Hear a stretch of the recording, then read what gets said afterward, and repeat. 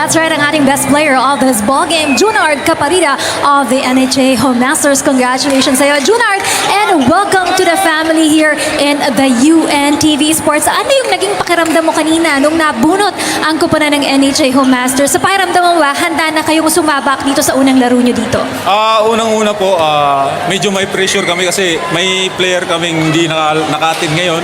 So, may pressure tsaka kasama na rin excitement kasi magandang liga kasi itong UNTV Cup eh. Very competitive yung bawat team. Yun lang.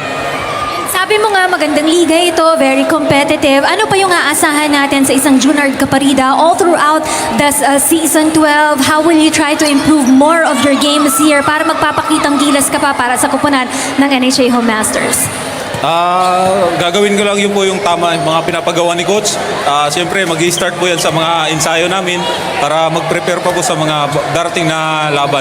Kasi yung mga ibang teams kasi hindi rin basta-basta, magagaling din mga player nila. Tama ka dyan, Junard. Very competitive in the league right now. But ibibigay ko muna sa iyo to. Congratulations.